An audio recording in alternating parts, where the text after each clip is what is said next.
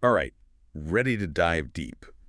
Today, it's all about those building blocks of language, the 8 parts of speech. I've got 2 sources here. One's for, like, English learners, Yeah. and the other's got a bit more technical angle.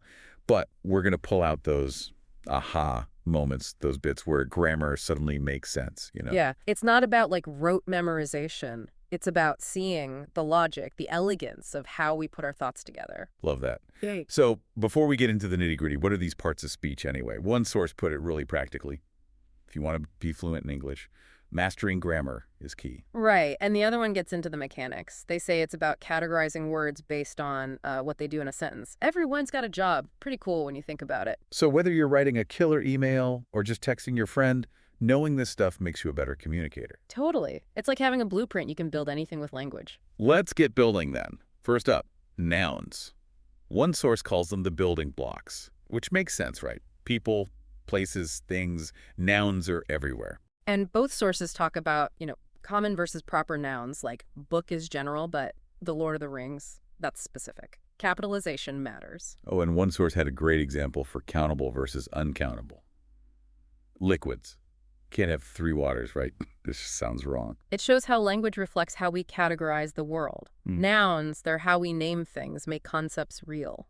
Next are pronouns. Both sources agree. They're all about avoiding repetition. Instead of saying someone's name over and over, we use he, she, they. Right, but there's more to it. Different types of pronouns add layers of meaning, like reflexive pronouns, myself, himself. They showed the action is directed back at the subject. Oh yeah, I remember struggling with those in school. Give me an example beyond the classic, like, I hurt myself one. Sure. Imagine she convinced herself to take the risk. The convincing is done by her, to her. It's internal, right? Makes sense.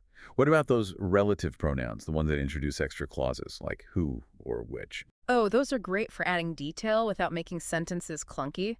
Like instead of, the book was good, I borrowed it from you, you say, the book, which I borrowed, smooth. Sneaky little things, pronouns.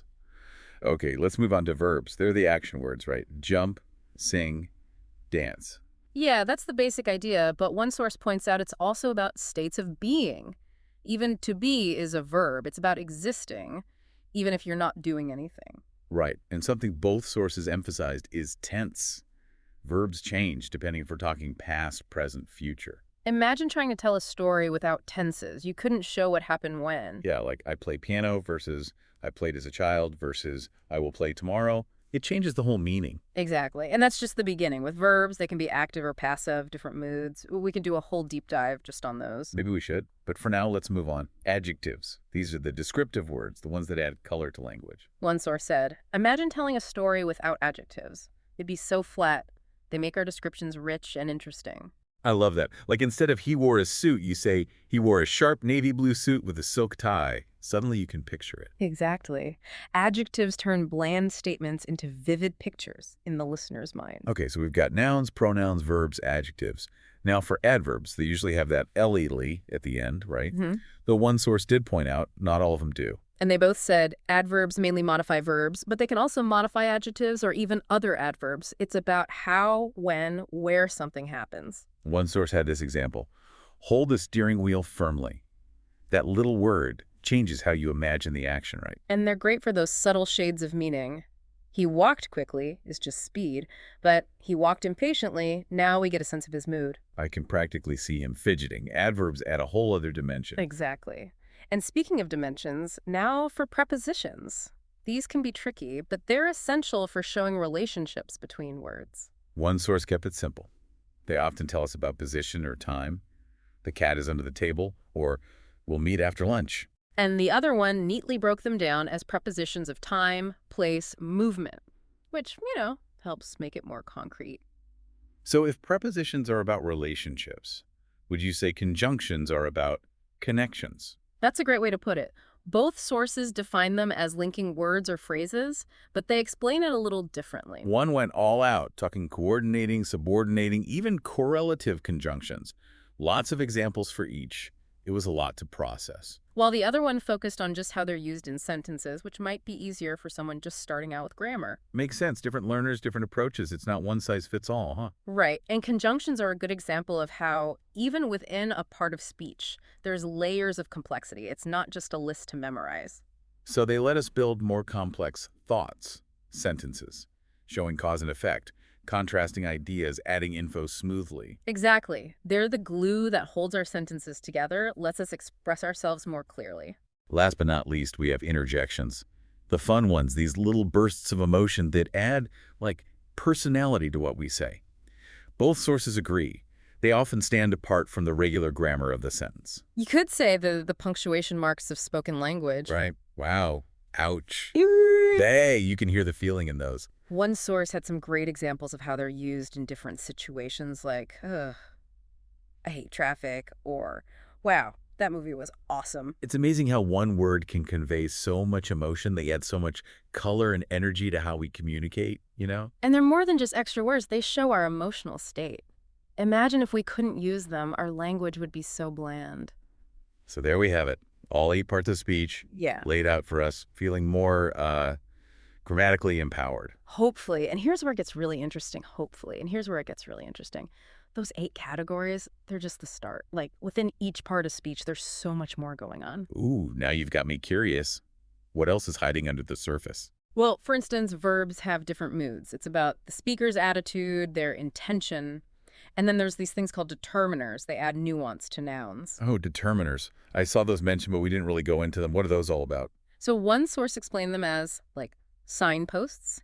They come before a noun and give us extra info, specific or general, who it belongs to. So kind of like adjectives, both describing nouns in a way. There's overlap, but determiners are more about which noun, how many, even articles a and the, those count. So like the cat sat versus a cat sat. First one, you know exactly which cat, right? Second one, could be any cat. Exactly. And then there's possessives, my, your, his, and so on. That's showing ownership connection. So determiners add precision to language, make things clear. I like that. Right. It's about choice. Do you want to be vague or specific? Determiners give you that control. Okay, what about those verb moods you mentioned? Those sound intriguing. Ah, yeah. So moods tell us about the speaker's attitude. Is it a fact, an order, a wish? The verb changes a little to show that. So it's not just when the action happens, but the feeling behind it. Exactly, like you go to the store, said flat. That's just a statement. But go to the store. Now it's a command. And what if I'm, like, daydreaming? If only I could go to the store. Perfect.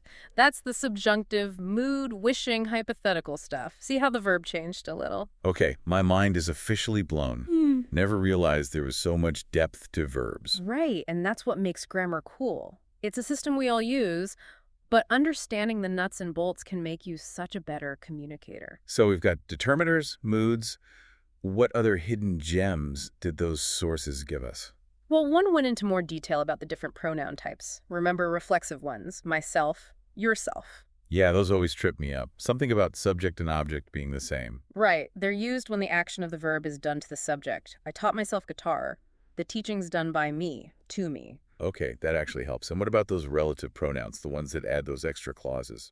Exactly. Who, whom, which, that, all those. They give more info about the noun they're referring to. Okay, hit me with a tricky one. Let's see if I got this. All right, how about the musician, whose talent was undeniable, struggled to find an audience. Okay, so whose is the relative pronoun, telling us more about the musician. It's like they were good, but not famous yet. Exactly. That little word adds so much without making the sentence clunky. Like a secret passage to more information.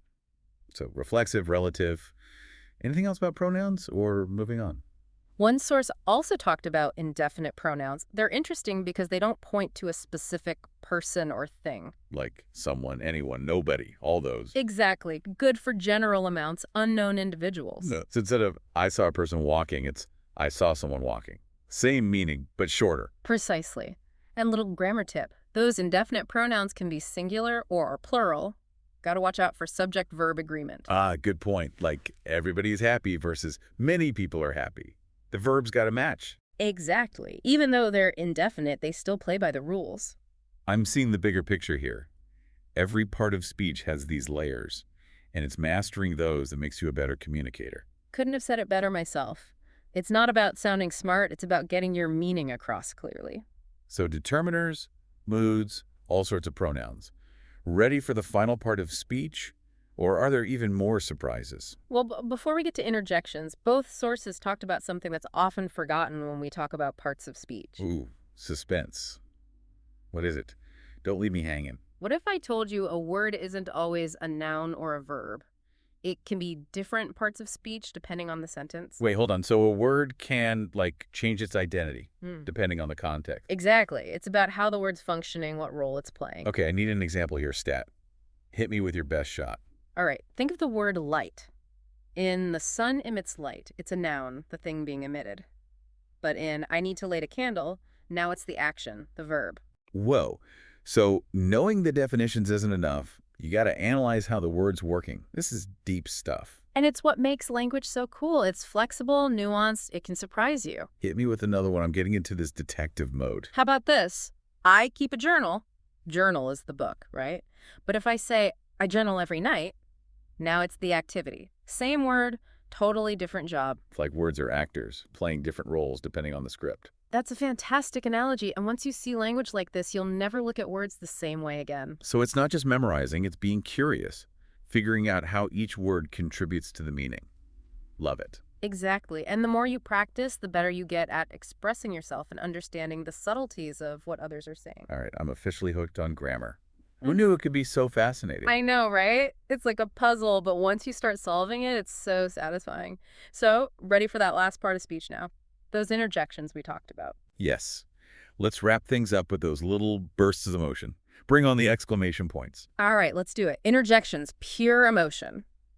And both our sources, they point out how these often kind of stand apart from the normal sentence structure, you know? Yeah, and usually there's that exclamation point, right? Like, ouch, or amazing. No way. Exactly. It's like they skip over logic and go straight to how you feel. One source had some fun examples of how the meaning can change just based on, like, the situation that didn't go as planned versus, well, look who decided to show up. Totally different vibe, right? It's almost like body language, but in written form. They add so much personality, so much energy to how we talk. I get why they're important now. It's easy to think of them as just, extra words, but they show our real reactions. Like imagine a world without them, it'd be so boring. Totally. So that's it, huh? All 8 parts of speech, from nouns to interjections, we covered it all. Not as simple as I thought at first, gotta say. No way. But I think what's really cool is realizing grammar's not just about rules, it's about having options. We've got all these tools now to express ourselves. Like we've unlocked a secret language code or something. Right. We can write better, speak more clearly, and really appreciate how language works. And this is just the beginning. There's always more to learn, more nuances to discover. It never really ends.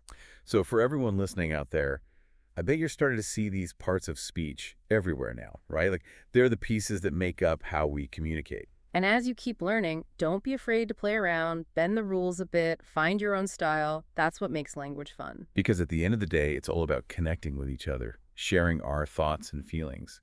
And the better we understand language, the stronger those connections can be. So keep exploring, keep asking questions, keep playing with words. You never know what you might discover. That's a wrap for our deep dive into the 8 parts of speech. Until next time, everyone.